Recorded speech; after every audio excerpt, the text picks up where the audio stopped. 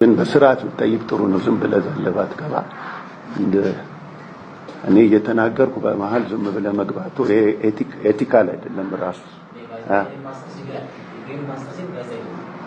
ኦኬ እሺ፣ አሁን ያልኩህ እኔ የጆርናሊዝም እና ኤቲክስ ነው እንጂ ስለ ዲግሪ አይደለም ያልኩት። እና በዚህ መሃል ጋዜጠኛ ዲስሪስፔክት ማድረግ አይችልም አቶ ዮሐንስ ሳሌ በተአምር። ስለ ጋዜጠኝነት ደግሞ ቁጭ ብለን ብናወራ እንደማሸንፈው እርግጠኛ ነኝ። እርስዎ ጋርም ጥሩ ትምህርት ሊሆን ይችላል አላቅም፣ ግን ስለ ስራዎት ነው ማብራራት ያለበት እና በዛ 513,000 ወርሃዊ ደሞዝ ይከፈላቸዋል። ሰላም ጤና ይስጥልን ውድ ቤተሰቦቻችን እንዴት አላችሁ? ዘኢትዮጵያ ቻናላችንን እየተከታተላችሁ ትገኛላችሁ። አማሃ ደገፋ ነኝ። በዛሬው ፕሮግራማችን በወቅታዊ ፕሮግራማችን ተመልሰናል። ወደ እናንተ ፕሮግራሞቻችንን ወደ እናንተ ማድረስ፣ ሀሳቦቻችንን ወደ እናንተ ማሻገር እንድንችል የሚያደርጉንን የተወሰኑ ቪዲዮዎች ይዘናል። እነሱን እየጋበዝኳችሁ ከዛ ደግሞ በዛ ላይ ያን መልከታዎች እያስቀመጥን ነው እንደተለመደው ቆይታ የምናደርገው። እስከ ፕሮግራማችን ፍጻሜ ድረስ አብራችሁን ቆዩ። አማሃ ደገፋ አብሬያችሁ ቆያለሁ። ከኛ ጋር ስትቆዩ ቻናላችንን ሰብስክራይብ ማድረግ፣ የደውል ምልክቱን መጫን እንዳይዘነጉ እናስታውሱ እንወዳለን። እንዲሁም ደግሞ ቪዲዮቻችንን ሼር እና ላይክ ቢያደርጉልን እንዲህ ያሉ ቪዲዮዎች ብዙዎች ጋር ይደርሳሉ እና ይህንን በማድረግ ትተባበሩናላችሁና እሱ ማድረጋችሁንም እንዳትዘነጉ ለማስታወስ እንወዳለን። በጥቅሉ ከኛ ጋር አብራችሁ እንድትቆዩ ሀሳብ አስተያየቶቻችሁን እያሻገራችሁ ከኛ ጋር እንድትሆኑ በአክብሮት እንጋብዛችኋለን። በቀጥታ ወደ ዛሬው ፕሮግራማችን እናልፋለን። አብራችሁን ቆዩ።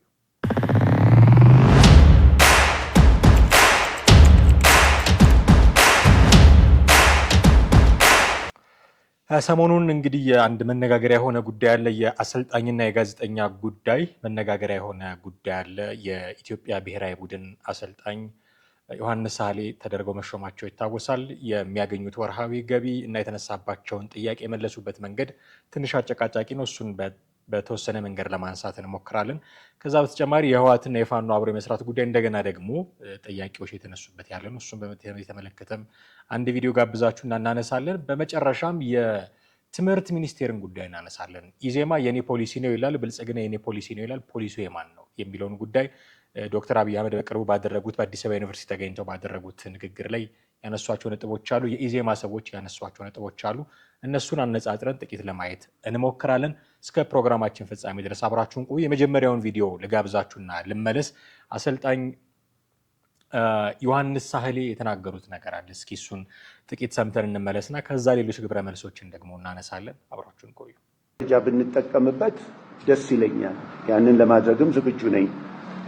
አሉላ ስለ ክለብ የጠየቀኝን ስለ ክለብ እዚህ መመለስ አይገባኝም። አሁን የኢትዮጵያን ብሔራዊ ቡድን ወክዬ ነው እዚህ የተቀመጥኩት። በክለብ ደረጃ ያለ ጥያቄ ክለብ ላይ ነው መጠየቅ ያለበት።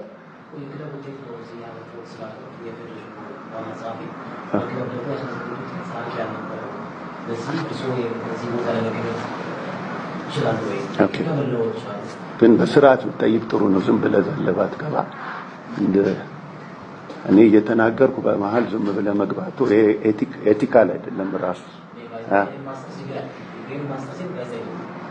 ኦኬ እሺ፣ አሁን ያልኩህ እኔ የጆርናሊዝም እና ኤቲክስ ነው እንጂ ስለ ዲግሪ አይደለም ያልኩት። እንግዲህ እንደሰማችሁት አሰልጣኝ ዮሐንስ ሳሌ ጥያቄ ቀርቦላቸዋል። አሉላ በጣም አወዛጋቢ ጋዜጠኛ ነው። አሉላ እንደምታውቁት የአሉላ ማለት ምናልባት ማታውቁት ካላችሁ አርሰናል ዋንጫ ከበላ የጋዜጠኝነት ስራዬን አቆማለሁ ብሎ የተማማለው ልጅ ከዛ በኋላ በእርግጥ አላቆምም ብሏል። እሱ ማለት ነው በጣም አነጋጋሪ ጉዳዮች በተለይም የውጭ የእንግሊዝ ፕሪሚየር ሊግ ጉዳዮችን በተመለከተ ቲክቶክ ላይ ከሚሰሩ ሰዎች ጋር እንደዚህ በጣም ውዝግብ ውስጥ ገብቶ የነበረ ሰው ነው። ሚዲያ ላይ ሬዲዮ ላይ ሚኒስትሪም ነው ሬዲዮ ላይ ወጥቶ የሚናገራቸው ነገሮች ከጋዜጠኝነት ስነ ምግባር ያፈነገጡ ናቸው እየተባለ በብዛት ሲተች የነበረ ሰው ነው። በጣም አነጋጋሪ ሰው ነው። ፎርሹር ታውቁታላችሁ። ያነሳላቸው ጥያቄ ነበር። ለዚህ ጥያቄ ምላሽ ሲሰጡት ነው እንዲህ ያሉት። እንግዲህ እና ስለ ክለብ አጠይቁኝ አይነት ነገር ተናገሩ። ይሄን ቁጭ ብለን መነጋገር አለብን ጋይስ። እንግዲህ አንድ አሰልጣኝ የኢትዮጵያ ብሔራዊ ቡድን ለማሰልጠን ካንዲዴት ሲሆን ቀድሞ ነገር የትራክ ሪከርዱ ይታያል አይደለም? ትራክ ሪከርዱ መታየት አለበት። ከዛ ምን አይነት ውጤት አምጥቷል፣ ምን ያህል ሽንፈት አስተናግዷል። ደግሞ ከዚህ በፊት የኢትዮጵያ ብሔራዊ ቡድን ይዘው የነበሩ ሰው ናቸው እና የኢትዮጵያ ብሔራዊ ቡድን ይዘው በነበሩበት ጊዜ እንዴት አይነት ሪከርድ ነበራቸው እኚህ ሰው የሚለውን ማንሳት ያስፈልጋል። እና አሉላ ይህንን አንስቶ ነው የጠየቃቸው። ጥሩ ውጤት አላስመዘግቡም እና ይገባኛል ብለው ያስባሉ ወይ? በዚህ ደረጃ ጋዜጠኞቻችን መጠየቅ መጀመራቸው በነገራችን ላይ ጥሩ ነው። ሄዶ እነሱ ያሉትን አስተጋብቶ መመለስ ምናምን አይደለም የሚያስፈልገው። ቁጭ ብሎ በስነ ስርዓት እንዲህ ውጤት ነው ያስመዘገቡት እና ልክ ነው ወይ ይሄ? ለምንድን ነው ይሄንን የምንለው? የሚከፈላቸው ገንዘብ በጣም ብዙ ነው ጋይስ። ወደ በኋላ ያሳያቸዋለሁ፣ መረጃውን እነግራቸዋለሁ። እና መጠየቅ አለበት። እንደዚህ ትክክለኛ ጥያቄ ነው ያነሳው ብዬ አስባለሁ አሉላ። እና እንደዚህ ሲጠየቁ ስለ ክለብ ልጠይቁኝ አትችሉም ነው ያሉት። ስለ ክለብ ልጠይቁኝ የምትችሉት ስለ ክለብ በሆነ ቦታ ነው። ይሄ እዚህ ጋር ቁጭ ያልኩት የኢትዮጵያ ብሔራዊ ቡድንን ወክዬ ነው። የኢትዮጵያ ብሔራዊ ቡድንን ወክለው እዚህ ጋር ቁጭ ያሉት ትላንት ከትላንት ወዲያ ክለብ ላይ አሰልጥነዋል፣ እኚህ ሰው አሰልጣኝ ናቸው በሚል ትራክ ሪከርዳቸው ታይቶ ነው። መቼም ከመሬት አፋፍሰው አያመጧቸው። ምንም ሰርቶ የማያውቅ ሰው ሊያመጡ አይችሉም። ስለዚህ ያሳለፉት ነገር መጠየቅ አለበት። በብሔራዊ ቡድን ደረጃ በክለብም ደረጃ ያሳለፏቸው ጊዜዎች መጠየቅ አለባቸው። አሰልጣኝ ዮሐንስ ሳህሌ የረባ ውጤት ያላቸው ሰው አይደሉም ነው መከራከሪያው። ያሉላ የረባ ውጤት ያላቸው ሰው አይደሉም። ስለዚህ አሁንም መጥተው የኢትዮጵያ ብሔራዊ ቡድንን እንደሚባሉ ለ2027 የአፍሪካ ዋንጫ ያሳልፉታል ወይ? ትልቅ ጥያቄ ነው መመለስ ያለበት። እሳቸው ምን አሉ? ስለ ጋዜጠኝነት ኤቲክስ ነው ያወሩት። እጅህን እያወጣህ ጠይቀኝ፣ ይሄ ከጋዜጠኝነት ስለ መግባር ያፈነገጠ ነው ምናምን። የፌዴሬሽኑ ሰዎች ለምን ከጋዜጠኞች ጋር እንደዚህ እንደሚያያዙ አላውቅም። ከተጠየቁ መመለስ ነው፣ ካልተጠየቁ ዝም ማለት ወይ ደግሞ ይህን ጥያቄ አልፌዋለሁ ማለትም እኮ ያባት ነው። እናንተ ከዚህ በፊት የትኛው የፌዴሬሽን ፕሬዚዳንት እንደነበሩ አላስታውስም እና የቦርጫም ጋዜጠኞች የስፖርት ጋዜጠኞች ከሆናችሁ ለምን ቦርጫም ሆናችሁ? ኦኬ እነዚህ ሰዎች ገብተው አይጫወቱም ሜዳ ላይ። ጋዜጠኞች የስፖርት ጋዜጠኞች ሜዳ ላይ ገብተው አይጫወቱም። ሜዳ ላይ ገብተው የሚጫወቱትን ሰዎች ተክለ ሰውነት ሳትገመግም የጋዜጠኞቹ እንዴት ተገመግማል? የጋዜጠኞቹ ስራ ውጤት አናላይዝ ማድረግ፣ መመርመር እና መጠየቅ፣ የህዝቡ አንደበት ሆኖ መጠየቅ ነው የስራቸው። ለዚህ ስራቸው ደግሞ ቦርጫም መሆን አለመሆናቸው ለእነሱ ጤና ሊያስፈልጋቸው ይችላል። ተክለ ሰውነታቸው የተስተካከለ ቢሆን ጥሩ ነው ለጤንነታቸው። ለሚሰሩት ስራ ግን አስፈላጊ አይደለም። ልክ ተመሳሳዩን ነገር ነው አቶ ዮሐንስ ሳህሌ አሰልጣኝ ዮሐንስ ሳህሌ ያደረጉት። የተጠየቁት ስለ ትራክ ሪከርዳቸው ነው የተጠየቁት። ይሄ ቦታ ይገባኛል ብለው ያስባሉ ወይ ነው። ኦፍኮርስ ይገባኛል ስላሉ ነው በእርግጥ የተቀበሉት። ግን የሰሩት ስራ ለዚህ ብቁ ነው ወይ የሚል ጥያቄ ነው የቀረበላቸው። ያሳለፉት ጊዜ ራሱን የኢትዮጵያ ብሔራዊ ቡድንን ይዘው በሌሎች ክለቦችም ሆነው ያሳለፉት ጊዜ ይገባኛል ብለው ያስባሉ ወይ የሚል ጥያቄ ነው የተጠየቀላቸው። አዎ ብሎ ማብራራት አለባቸው። ምክንያቱም ይገባኛል ብሎ ስራውን ተቀብሏል። በዚህ ምክንያት ይገባኛል ማለት ሲገባቸው ስለ ጋዜጠኝነት ኤቲክስ ሌክቸር ሊሰጡ ነው የሞከሩት። ምናልባት ተምረው ሊሆን ይችላል። አሜሪካ ሄጄ ተምሬያለሁ እንደዚህ ምናምን ተምረው ሊሆን ይችላል። የጋዜጠኝነት ትምህርቱ የብሔራዊ ቡድን አሰልጣኝ እንዲሆኑ አያግዛቸውም፣ አይረዳቸውም። የብሔራዊ ቡድን አሰልጣኝ እንዲሆኑ የሚያግዛቸው ስኪላቸው ነው። የማሰልጠን ስኪል፣ ተጫዋቾችን ማኔጅ የማድረግ ስኪል፣ ፎርሜሽኖችን የማውጣት የማስተካከል ስኪል፣ ምንድነው ጌም ማኔጅመንት ስኪል። እንደዚህ አይነት ጉዳዮች ናቸው የኢትዮጵያ ብሔራዊ ቡድን አሰልጣኝ እንዲሆኑ የሚያደርጋቸው እንጂ የጋዜጠኝነት ትምህርት እውቀታቸው አይደለም። አሜሪካ ሄዱ፣ እንግሊዝ ሄዱ፣ ጃፓን ሄዱ፣ ቻይና ሄዱ፣ የትም ሄደው ሊማሩ ይችላሉ። ኦኬ እኔ ይህንን ተምሬያለሁ ካሉ የአሰልጣኝነት ስራቸውን ትተው ይቀጠሩ ጋዜጠኝነት። እንደዛ ያደርጉ። ካልሆነ ለምንድን ነው ስለ ስፖርቱ ሲጠየቁ፣ ስለ ኳሱ ሲጠየቁ፣ ስለ ፎርሜሽን ሲጠየቁ፣ ስላለፈው ውጤታቸው ሲጠየቁ ለምንድን ነው ስለ ጋዜጠኝነት ኤቲክስ የሚናገሩት? እጅን አውጥተህ ጠይቀኝ እንደዚህ። ይሄ እጅን አውጥተህ ጠይቀኝ የሚል የማሰሪያ መንገድ። እነሱ የፈለጉትን ሲቀደዱ ሲያወሩ ይውላሉ። ከዛ መጥቶ እጁን ሊያወጣ ሲል እድልም አትሰጠውም። ጥሩ ነው ያደረገው፣ እንኳን ጣልቃ ገብቶ ጠየቀ አሉላ። በጣም ጥሩ ነው ያደረገው። ግን አሉላም እኔ ማስተርስ አለኝ ምናምን ብላ ትንሽ ማናፋቷ ችግር። ማስተርስ አለኝ ብላለች፣ ትንሽ አናፋች። ከመግለጫው በኋላ ግን አሉላ ምን አለ? ምን ሲል ሰማ ነው አሉላ እና ይህንን ነገር ተናግሯል። ጥቂት ሰምተን እንመለስ። ሬዲዮ ላይ ነው የተናገረው። ኢትዮጵያ እግር ኳስ ፌዴሬሽን ጽህፈት ቤት ላይ የተደረገ መግለጫ ነው። ኦልሞስት ባለኝ መረጃ መሰረት አቋርጬው ተቻለ 2 ሰዓት ከ16 ደቂቃ ከ40 ሰከንድ ነው የነበረው። ማቋረጡ ተገቢ ነው። አንደኛ ያቋረጡበት መንገድ አብራራዋለሁ። እሺ አሰልጣኝ ዮሐንስ ሳህሌ አሁንም ይሄ ያኔ የዛሬ 11 ዓመትም አሜሪካ ተምሬያለሁ ኢንስትራክተር ነኝ ምናምን ሲሉ ነበር ያኔ። አሁንም መግለጫው እንዳልኩ 2 ሰዓት ከ16 ደቂቃ ከ40 ሰከንድ የፈጀ ነበርና እሳቸው ስለማይመለከታቸው ነገሮች አሁንም ሀሳባቸውን ያንጸባረቁበት የፌዴሬሽኑ ዋና ጸሐፊ ራሱ ሽምቅቅ እስኪሉ ድረስ አንገታቸውን ባይነሳ እስከሚሉ ድረስ ይመስላል ፊታቸው ላይ እና እኔ ምንድነው ጥዬ ያስወጣኝ ነገር ምንድነው እሳቸው ጥያቄ ተጠይቀዋል። ጥያቄ ሲመልሱ ምን አሉ? ኢትዮጵያ ውስጥ ያለው የጋዜጠኝነት ትምህርትና ጋዜጠኝነት አተገባበር እኔ አሜሪካን ሀገር ከተማርኩት ጋር ፍጹም የሚለያይና የሰማይና የመሬት ልዩነት አለው ብለዋል። እንግዲህ ይሄንን የሚናገሩት ዳስተርና ቾክ ይዘው ቢሆን ወይ ማርከርና ፕሮጀክተር ይዘው ቢሆን እሰየውን የኢትዮጵያ ብሔራዊ ቡድንን ኃላፊነት ተቀበለ ስለ ጨዋታ መንገድ፣ ስለ ተጫዋቾች ምርጫ፣ ስለ እቅድክ ማብራራት ሲገባ ጋዜጠኛ መኮንን ገና ከጅምሩ ይሄ አግባብነት የለው እና ሊዲንግ ኩዌስችን የሚባል ነገር አለ። አልኳቸው እርሶ በክለቦች ያደረጓቸው ውጤቶች ያስመዘገቧቸው ውጤቶች እዚህ ቦታ ላይ እንድትመረጡ በቂ ነው ወይ? በኢትዮጵያ ብሔራዊ ቡድን እናቀዋለን ያሳዩትን አቋም ከኢትዮጵያ ብሔራዊ ቡድን በኋላ በተለያዩ ክለቦች ሮቴት አድርገዋል እና አሁንም ዘንድሮ ወደ ፋሲል ከነማ የመጡት የካፍ ኮንቬንሽን ሩል ኤ ላይሰንስ ስለሚጠይቅ ልክ እንደ ሌሎቹ አሰልጣኝ እንደና አሸናፊ በቀለ እርሶም በዛ የመጡትና በክለብ በዋንጫ አልታጀቡም። ስለዚህ እዚህ መድረክ ላይ መምጣት ይገባውታል ብዬ ኤክስፕሌን ያደረኩትን ጥያቄ በጣም ክብር በሚነካ መልኩ እጅን አውጥተን የምትመልሰው የምትጠይቀው እኔ እዚህ ሀገር ያላችሁ ጋዜጠኞችና አሜሪካን ሀገር የተማርኩት እንትን ልክ አይደለም ኤቲካል ሁን ብለውኝ። እንግዲህ የወንበር እጥረት ነበር በፌዴሬሽኑ ትላንትና። ያው ይሄ ያጋጥማል ችግር የለም ግን ቆመህ ነው የሀገር ብሔራዊ ቡድን ሹመት ነው ምንም ይሁን ምን የውጭ ሀገር እግር ኳስም እያየ ቆመታ ያለ እግር ኳስና ሹመት ነው እሺ ብለህ ቆመህም ጥያቄውን መግለጫውን ትከታተላለህ እና በዚህ መሃል ጋዜጠኛ ዲስሪስፔክት ማድረግ አይችልም አቶ ዮሐንስ ሳሌ በተአምር። ስለ ጋዜጠኝነት ደግሞ ቁጭ ብለን ብናወራ እንደማሸንፈው እርግጠኛ ነኝ። እርስዎ ጋርም ጥሩ ትምህርት ሊሆን ይችላል አላቅም ግን ስለ ስራዎት ነው ማብራራት ያለበት እና በዛ መሃል በጠየቁት ጥያቄ መሃል ጥዬ ወጥቻለሁ እና አንዳንድ የኛም የሙያ ባልደረቦች የሚያነሷቸው ጥያቄዎች መነባነብ ይመስላሉ።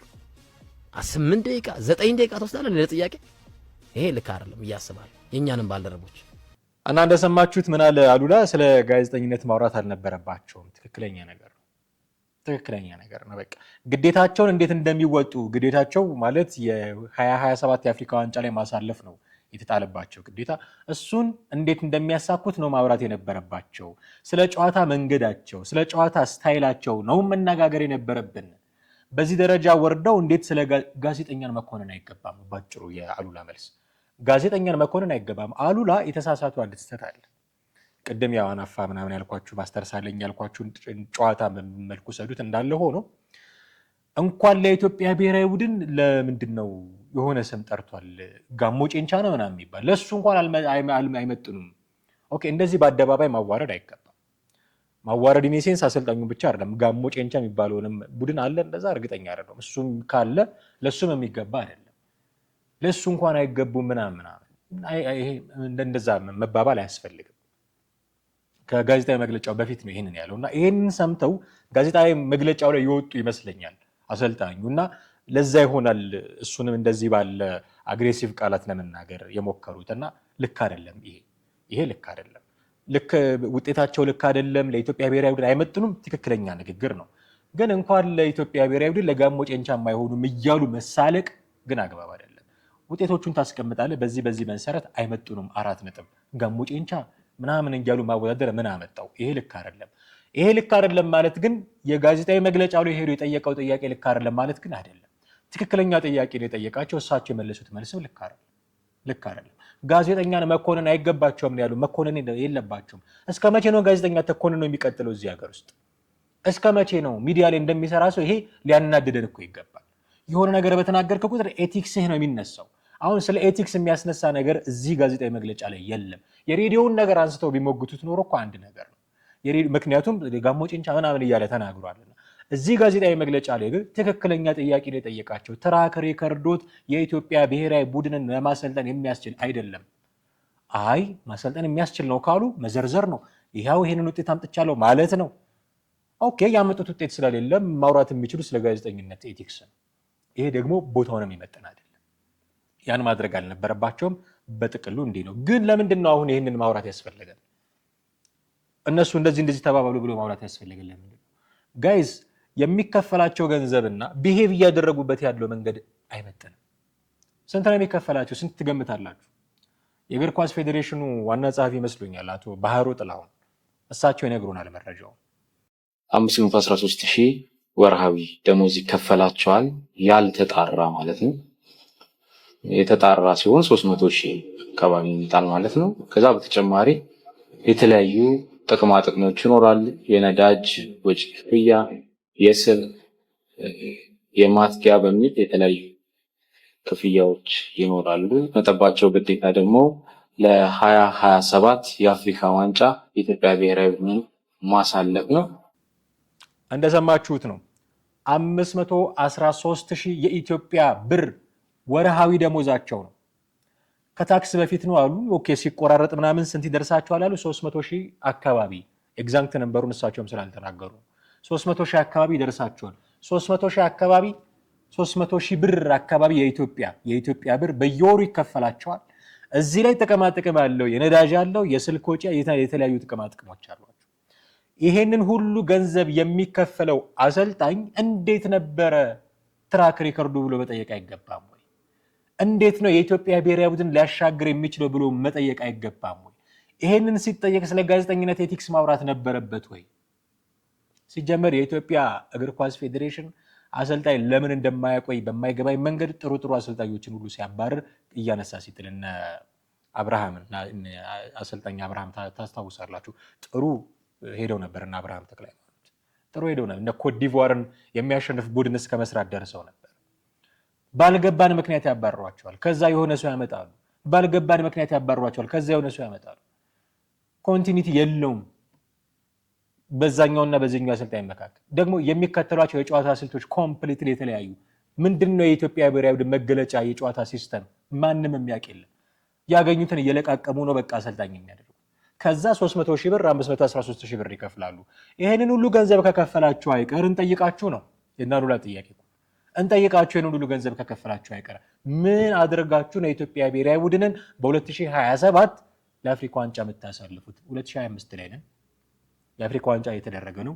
2 ዓመት ብቻ ነው የቀረው። ሊያሳልፉ ይችላሉ ወይ? እኚህ ሰው መጠየቅ አለባቸው። አለዛ ዝም ብለህ ገንዘብን እየከሰከሰ ኦኬ ግዴታቸው ነው ማሳለፍ የሚል ነገር ተናግሯል። የተጣለባቸው ግዴታ ለ2027 የአፍሪካ ዋንጫ ማሳለፍ ነው። ካላሳለፉ ይመልሳሉ ገንዘቡን? አይመልሱም እኮ የሰሩበት ነው፣ ተከፍሏቸዋል። ልክ ነው፣ ተስማምቶ ስለገቡ። ይሄንን ሁሉ ገንዘብ እያወጣችሁ 513,000 ብር ማለት እኮ በ2 ወር 1 ሚሊዮን ብር ማለት ነው እኚህ ሰው የሚያስወጡት። በ2 ዓመት አስቡት። በ2 ወር 1 ሚሊዮን ብር ማለት በ2 ዓመት ስንት ሚሊዮን ብር እንደሚሆን አስቡት። ይሄንን ሁሉ ገንዘብ አስወጥተው ጠብ የሚል ነገር ማድረግ የማይችሉ ከሆነ ያኔ ከምንወቃቀስ አሁን እንነጋገር። ምንድነው ዓላማዎት? ስትራቴጂዎች ምንድነው? ፎርሜሽኖት እንዴት ያለ ነው? ምን አይነት ስትራቴጂ ተጠቅመው ሊያሳልፉ ይችላሉ? ይውረድ፣ ይገምገም። ቀይሩ ብሎ ማስገደድ አይቻልም። አሰልጣኛቸው የፈለጉትን ስልት ነው የሚጠቀሙት። ግን ያልሰራ ነው ከዚህ በፊት የሳቸው ስልት። አሁን በምን አይነት መንገድ ነው የሚያስቀጥሉት? ይሄ እኮ መጠየቅ አለበት። እኔ ክለብን ወክዬ አይደለም አገርን ወክዬ ነው የመጣሁት፣ የጋዜጠኝነት ስነ ምግባር አይደለም ምናምን፣ ቦታው አይደለም። ሌላ ቦታ ላይ ሊነጋገሩት ይገባ ነበረ እሱን ጉዳይ ለማለት ነው። ኦኬ ወደ ሌሎች ጉዳዮቻችን እንለፍ። መቼም የወቅታዊ ጉዳይ ስለሆነ አነጋጋሪ ስለሆነ አነሳ። ፋኖና ህወሓት ዳግመኛ እያቆጠቆጠ ያለ ሀሳብ ነውና እንደምታውቁት ፋኖ ከህወሓት ጋር ይሰራል፣ አብሮ አይሰራም። በጣም ብዙ ጭቅጭቅ የሚነሳበት ጉዳይ እንደሆነ ብዙዎቻችን እናውቃለን። አሁን አንድ የፋኖ አመራር ነኝ የሚል ሰው መጥቶ እንዲህ አይነት ነገር ተናገረ። እንዴት? ተከታተል እንመለስ። እነሱ ሲያደርጉት ቅዱስ፣ እኛ ስናደርገው ርኩስ የሚሆነው ምንድነው? እንደውም አርበኛ ዘመነ ካሴ ያለውን እናስታውስ። ጠላትና ወዳጅ ጠላቶቻችን ሊመርጡልን አይችሉም ብሏል እና የትኛውንም አይነት የህልውና ትግላችንን ሊያስቀጥል ወይም የአማራን ህልውና ሊቀለብስ የሚችል ኃይል ካለ ከሱ ጋር መሪዎቻችን ሊነጋገሩ፣ ሊደራደሩ፣ ሊመካከሩ ይችላሉ። ይህንን ላስገነዝብ እወዳለሁ። እንግዲህ ይህ ሰው እንደሰማችሁት ከህወሓት ጋር እንነጋገራለን፣ በቃ እንነጋገራለን። ከዛ ለምን የሚለው ጥያቄ ለራሱ ጥያቄ ለምን ለሚለው ለራሱ ጥያቄ ሲመልስ እነሱ ካደረጉት እኛ እንዴት አናደርገውም? ኦኬ እነሱ የሚለው ሪፈር ያደረገው መንግስትን። መንግስት ከሻዕቢያ ጋር ይነጋገር ነበር፣ ከኤርትራ መንግስት ጋር ይነጋገር ነበር። አሁንም ቢሆን ከህወሓት ጋር እየሰራ ነው። እኛ እንዴት አንሰራም?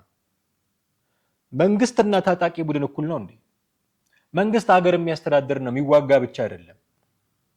መንግስት የሚያስተዳድረው ህዝብ አለው። ዝም ብሎ መሳሪያ እየወዘወዘ በየጫካው የሚሮጥ አይደለም። መንግስት ፖሊሲዎች አሉት፣ አስፈጽማለሁ ብሎ ቃል የገባቸው ምርጫ ላይ የተወዳደረባቸው ፖሊሲዎች አሉት። መንግስት ሀገር እመራበታለሁ የሚል ማኒፌስቶ አለው መንግስት።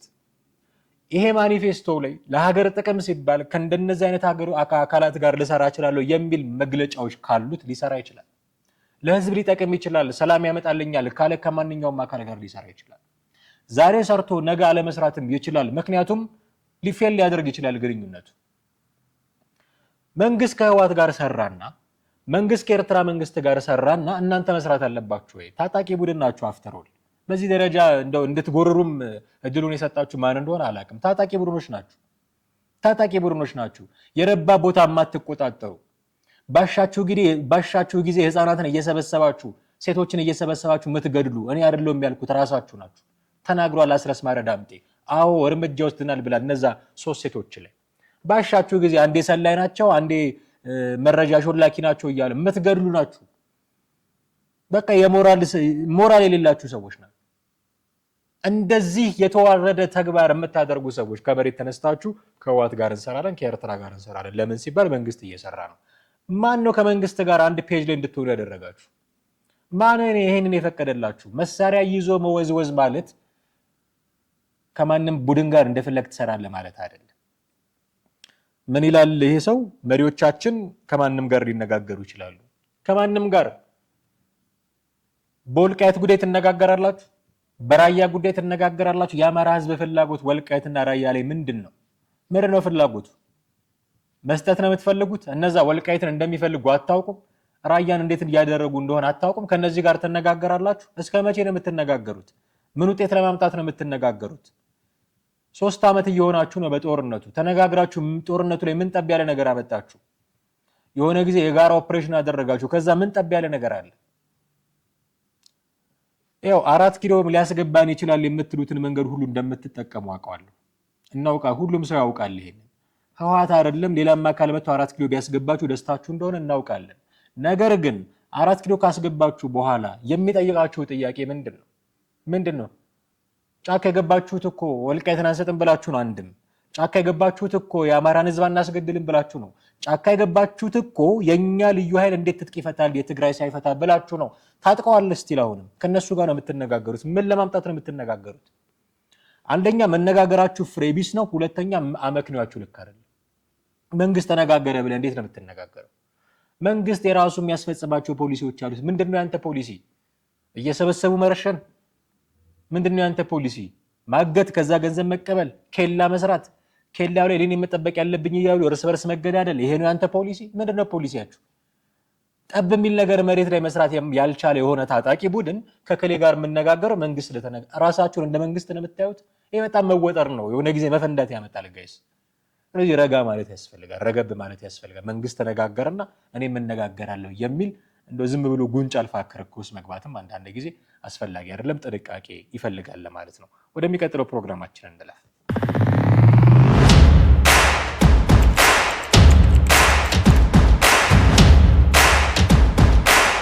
ቀጣዩ ርዕሰ ጉዳያችን የሚሆነው የትምህርት ስርዓታችን ጉዳይ ነው። ስለ ትምህርት ስርዓታችን ሲነሳ ከሰሞኑ ፕሮፌሰር ብርሃኑ ነጋ አምጥተዋቸዋል የተባሉ አዳዲስ ለውጦች የትምህርት ኳሊቲ ጉዳይ በጣም መነጋገሪያ እንደሆኑ ይታወቃል። እና ይህን አስመልክቶ ይሄ ሲስተም ይሄ ፖሊሲ የማን ነው? የብልጽግና ነው ወይስ የኢዜማ የሚል ክርክር ተነስቷል። ከሰሞኑ ጠቅላይ ሚኒስትሩ የአዲስ አበባ ዩኒቨርሲቲ ስንተኛ 75ኛ ዓመቱ ነው እንደዚህ ሲያከብር እዛ ተገኝቶ ያደረጉት ንግግርን ተንተርሶ እንዲህ አይነት ጥያቄዎች እየተነሱ ነው። ኦኬ ኢዜማዎች ምንድነው ያሉት? ጠቅላይ ሚኒስትሩ ምንድነው ያሉት? የሚሉትን ጥቂት እንሰማና ከዛ የኛን መልክታ እናጋራችኋለን። አብራችሁን ቆዩ። አሁን ኢዜማ ሲመሰረት የትምህርት ፖሊሲ ብሎ ያስቀምጠዋል። ልንሰጣችሁ የምንችል ዶክመንት አንድ በግልጽ ስንናገር የነበረው እስከዛሬ ፕራውድሊ ስንናገር የነበረው ኢንተርቬንሽን ኖሮብን አያውቅም። ለትምህርት ሚኒስቴር በምንሰራው ስራ ያመንበትን ሚኒስቴሩ ያመኑበትን ሲሰሩ ነው የቆዩት። ስትራቴጂ ከመንደፍ ጀምሮ አሁን የተተገበሩት ተግባራት የኢዜማ ፖሊሲ ውስጥ አሉ ወይ የትምህርት ፖሊሲ ውስጥ ብላችሁ ሄዳችሁ ማየት ትችላላችሁ። ያልተገበርነው ይኖራል እንጂ ከተተገበረው ውስጥ የኢዜማ ፖሊሲ ውስጥ የሌለ የለም። ይሄንን ክሊር ማድረግ ያስፈልጋል። ኤጁኬሽን ኳሊቲ ጉዳይ ፕሮፌሰር ብርሃኑ ከመጡ የጀመርነው ጉዳይ አይደለም። ፕሮፌሰር ብርሃኑ ሮድማፕ ሰርተን ፍኖተ ካርታ ሰርተን ስራ ጀምረን የመጡት ለፖለቲካል ፍጆታ አንዳንድ አሉባልታ ስለምሰማ እንደዛ አይደለም። ዶክተር ጥላዬ ጋር ጀምረነው ዶክተር ጌታሁን ጋር ቀጥለን ፕሮፌሰር ብርሃኑ የቀጠሉት ጉዳይ ነው። ከጅምሩ መሻቱ ነበር ነው። እንደሰማችሁት ነው ኢዜማዎች ያሉት ይሄ የትምህርት ፖሊሲ የኛ ነው፣ የኢዜማ ፖሊሲ ነው። ፕሮፌሰሩ ሄደው ያስፈጸሙት የኛን ፖሊሲ ነው። ምናልባት ያላደረግናቸው ይኖሩ ይሆናሉ። ያላደረግናቸው በፖሊሲያችን ውስጥ ተካቶ ግን ያላደረግናቸው ይኖሩ ይሆናሉ። የተደረጉት ግን በእኛ የትምህርት ፖሊሲ ውስጥ ያሉት ናቸው የሚል ንግግር ነው የተናገሩት። አንድ ጠቅላይ ሚኒስትሩ ምን አሉ? ለፖለቲካ ፍጆታ ተብሎ የሚደረግ ነገር እንዳለ አውቃለሁ። ይህ ጉዳይ ፕሮፌሰር ብርሃኑ ነጋ የትምህርት ሚኒስትር ከመሆናቸው በፊት የጀመርነው ነው፣ እኛ ያመጣነው ነው። ይሄ ቀጥታ መፋጠጥ ነው። ፕሮፌሰሩና ጠቅላይ ሚኒስትሩ የተፋጠጡበት ጉዳይ ነው። የማን ነው ፖሊሲው? አሁን ይህንን ሲያዩ እንደ መሳይ መኮንን ያሉ ሰዎች ይኸው ብለን ነበረ፣ ምንም ብታሸረግዱ፣ ምንም ለጠቅላይ ሚኒስትሩ ብትገዙ በአደባባይ እንደሚዘሯችሁ እናውቅ ነበር ለሚል ዓላማቸው ተጠቅመውበታል። ነገር ግን አንድ ሰሞን ታስታውሱ ከሆነ ከእስልምና እምነት ተከታዮች ጋር ካለባበሳቸው ከእንደዚህ ፈተና በበዓል ወቅት ይወጣብናል በሚሉ ጥያቄዎች ዙሪያ የተነሱ ነገሮች ነበሩ። ገና መንግስት ሳይሆኑ ሚኒስትር ሆነው እንዲህ ካደረጉን መንግስት ቢሆኑ ኖሮማ እንዴት ያደርጉን ነበረ፣ ይነሱልን የሚል ጥያቄ ይጠይቁ ነበረ አንዳንድ ይሄ ጉዳይ እንዲቀነቀን የሚፈልጉ ሰዎች። አሁን ጠቅላይ ሚኒስትሩ የኛ ስራ ነው አሉ። ይነሱልን ይነሱልን ወይ? አሁን ያንን ነገር ሲናገሩ የነበሩ ሰዎች በነገራችን ላይ በመግለጫ ደረጃ ሁሉ ያወጡ ናቸው። ፕሮፌሰር ብርሃኑ ነጋን አታክ ለማድረግ ሆም ብለው አታክ ለማድረግ ያወጡ ሰዎች አሉ። አሁን ጠቅላይ ሚኒስትሩ መጡ፣ ተናገሩ። የፕሮፌሰሩ እጅ የለበትም፣ ሲስተሙ የኛ ነው፣ እሱን ያስፈጸሙት አሉ። ቃል በቃል የተናገሩት ይሄንን ነው። ሰምታችኋል፣ የጋበዝኳችሁን ቪዲዮ። እሺ ውጡና አሁን ተናገሩ። ይነሱልን ጠቅላይ ሚኒስትሩ። እሳቸው እስልምናን ለማጥቃት ሆን ብለው አደረጉት። ተማሪዎቹ ጥሩ ውጤት እንዳይኖራቸው ሆን ብለው ጠቅላይ ሚኒስትሩ አደረጉት። ብልጽግና ይሄን አደረገ። እኛ ነን ብለዋል። እኔ አይደለም ያልኩት፣ ራሳቸው ጠቅላይ ሚኒስትሩ የኛ ፖሊሲ ነው፣ የኛ ሲስተም ነው ብለዋል። አሁን እጃችሁን ከፕሮፌሰሩ ጭንቅላት ላይ አውርዱ። የእሳቸው ስራ አይደለም። ኦኬ የኛ ስራ ነው ብለዋል ኢዜማዎች። አሬ እናንተ አይደለም አርፋችሁ ቁጭ በሉ ብለዋል ጠቅላይ ሚኒስትሩ። ማንን ነው የምታምኑት? የምታምኑትን ምረጡ መጀመሪያ። አይ ኢዜማን ነው የምናምነው ካላችሁ ጠቅላይ ሚኒስትሩን ውሸታም እያላችሁ ነው። አይ ጠቅላይ ሚኒስትሩን ነው የምናምነው ካላችሁ እጃችሁን ከፕሮፌሰሩ ላይ አንሱ። አሁን ይሄንን ጉዳይ ያው ተዘረረ ብርሃኑ ነጋ በዶክተር አብይ ፊት ምናምን ለማለት ከመጠቀም በፊት የሆነ የፖለቲካ ሴራ ለመጎንጎን ከመነሳት በፊት ፕሮፌሰር ብርሃኑ ነጋ ላይ በዚህ ስርዓተ ትምህርት ምክንያት ጥያቄ የጠየቃችሁ እያንዳንዳችሁ ሰዎች 12ኛ ክፍል ሲፈተኑ ምን አይነት ሚኒስትር መጣብን እንዲህ የሚያደርግ ያላችሁ ሰዎች፣ የተለያዩ ፖሊሲዎች ሲወጡ ደግሞ ምን ሊያመጡብን ነው ያላችሁ ሰዎች፣ አሁን እነዚህን ጥያቄዎቻችሁን ሰብስቡ አምጡና ጠቅላይ ሚኒስትር ጽህፈት ቤት አቅርቡ። የኛ ነው ብለዋል እራሳቸው ጠቅላይ ሚኒስትሩ። ምንድነው የሚውጠን? ምንድነው ትምህርት ሚኒስቴሩ እንዲህ ያደረጉን ሂጃብ ለብሰን እንዳንገባ ከለከሉን፣ በበዓል ቀን ፈተና ፈተኑን እያላችሁ መግለጫ ስታወጡ የነበራችሁ ሰዎች አሁን ማን ላይ ነው መግለጫ ብታወጡት? እንግዲህ ሲፋጅ በማንኪያ ሲቀዘቅዝ በእጅ የለም። ነገርየው ቀዝቅዟችሁ ፕሮፌሰሩ ላይ ያንን ሁሉ ነገር የተናገራችሁ ሰዎች አሁን ሲፋጅ በሩቁ በማንኪያ የምትሉ ከሆነ አላውቅም፣ ግን የኛ ስራ ነው ብሏል ጠቅላይ ሚኒስትሩ። ጉዳዩ እንዲህ ባይሆን እኔ ደስ ይለኝ ነበረ። የፕሮፌሰሩ ጉዳይ የጠቅላይ ሚኒስትሩ ጉዳይ ባይሆን ደስ ይለኝ ነበረ። ጉዳዩን ከሜሪት አንጻር ብንገመገመው ነበረ ጥሩ። ለውጥ ያመጣል ወይ ይሄ ፖሊሲ? ሪሊ የትምህርት ጥራታችንን ይጨምራል ወይ? መደረግ ነበረበት ወይ? ባይደረግ ይሄን ይጠቅማል፣ መደረጉ እንደዚህ ይጎዳል። አይ የለም መደረጉ እንዲጠቅማል፣ ባይደረግ እኮ ይሄው ጉዳቱ የሚል የሜሪት ክርክር ብናደርግ ነበረ ጥሩ። አንፎርቹኔትሊ እሱ አልሆነም። የፕሮፌሰሩና የጠቅላይ ሚኒስትሩ ጉዳይ ሆኗል። በሉ እንግዲህ ስትተቹ የነበራችሁት ሰዎች ፕሮፌሰሩን፣ ጠቅላይ ሚኒስትሩን ምንድነው የምትሏቸው? ምንድነው የምትሏቸው? እኛንን ያመጣ ነው ይሄን ፖሊሲ ከዚህ በፊት በነበሩት ሌሎች የትምህርት ሚኒስትሮችም እየሞከር ነው የነበረ ነው። ጥሩ ፈጽመውታል ነው በቃው ባጭሩ አነጋገር እኮ ፕሮፌሰር ብርሃኑ ነጋ ጥሩ ፈጽመውታል፣ አፈጻጸማቸው ጥሩ ነው እንጂ ያመጡት ፖሊሲ የለም የኛ ነው አሉ። በሉ ጠይቋቸው ጠቅላይ ሚኒስትሩን ሄዱና ከሌ ሲሆን እንደዚህ የሚባል ነገር የለም። ደብል ስታንዳርድ መቼም አያስፈልግም። ጥያቄው ፖሊሲውን ያዘጋጁት እከሌ የሚባሉ ፓርቲዎች ናቸው። ስለዚህ ለከሌ ሲሆን የጠየቃችሁትን ጥያቄ ለከሌ ትጠይቁታላችሁ ወይ? ይህንን ጥያቄ መመለስ ያስፈልጋል ማለት ነው። ውድ ቤተሰቦቻችን እነዚህን ጉዳዮች ለማነሳሳት ነው ዛሬ የፈለግነው። ከሞላ ጎደል በርካታ ነገሮችን ወደ እናንተ ያሻገርን ይመስለኛል። ሀሳብ አስተያየቶች እንደሚኖራችሁ በጣም እርግጠኛ ነኝ። ምንድነው ሀሳባችሁ? ልታጋሩን ትችላላችሁ። በስልክ መስመራችን ደውሉልን። ከታች ባለው የሀሳብ መስጫ ሳጥን በኩልም ደግሞ ልትጽፉልን ትችላላችሁ። እኛ ግን የዛሬው ፕሮግራማችንን እዚህ ላይ ለማብቃት እንገደዳለን። አብራችሁን ስለቆያችሁ እጅግ አድርገን እናመሰግናችኋለን። በመግቢያችን ላይ ለማስታወስ እንደሞከርነው አሁንም በመውጫችን እንደግመዋለን። ቻናላችንን ሰብስክራይብ ማድረግ፣ የደወል ምልክቱን መጫን እንዳይዘነጉልን እናስታውሰው እንወዳለን። ቪዲዮቻችንንም ሼርና ላይክ ቢያደርጉልን ይህን መሰል ቪዲዮዎች ብዙዎች ጋር እንዲደርስ ትረዱናላችሁና እሱን ማድረጋችሁንም እንዳትዘነጉልን እናስታውሳችሁ እንወዳለን። የዛሬውን አበቃን። አማሃ ደገፋ ነበርኩኝ። በሚቀጥለው ክፍለ ጊዜ በሌላ ርዕሰ ጉዳይ ጠብቃችኋለሁ። እስከዚያው ግን ጤና ይስጥልኝ።